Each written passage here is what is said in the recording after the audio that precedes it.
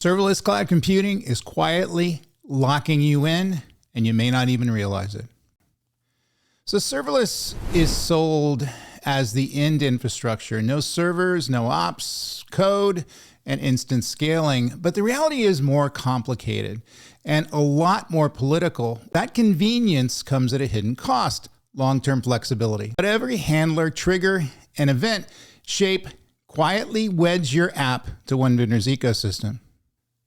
So the deeper you lean into proprietary services like auth, queues, database, logging, the more your architecture becomes a maze of invisible dependencies that only exist on a single cloud platform.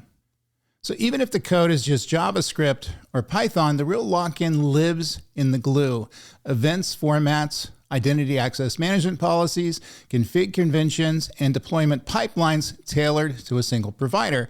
So in other words, the more native features that you use on a serverless platform, which is pretty much most of the value that serverless is going to bring, the more you're going to be locked into that particular cloud provider. So design your core logic as pure, side effect-free modules and keep all cloud-specific calls at the very edge of your application. So if you're going to build a serverless system that is going to provide you portability or the ability to pull it off and put it on to other platforms, even other serverless platforms, you need to abstract the native capabilities so they can be easily unplugged and plugged back in. In other words, if we're going to leverage serverless and we're trying to minimize the lock-in, keep in mind you can never make it zero, the ability to architect your system where the native calls are pushed into a single layer that can be swapped out is something that can be done, but it's not free. So the recommendation is build a thin abstraction layer for storage, messaging, and auth, so your apps talk to your own interfaces, not directly to a provider-specific pub/sub call or on-request handlers. So if you must go all in one cloud, at least keep your data portability by using standards-based formats, avoiding sticky managed features, and documenting exactly what must change to move.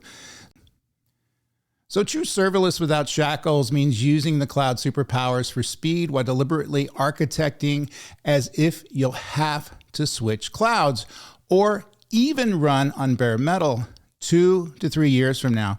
It's a power tool that punishes you if you use it blindly. If you treat your cloud provider as your architecture, you're probably building a beautiful cage around your own product.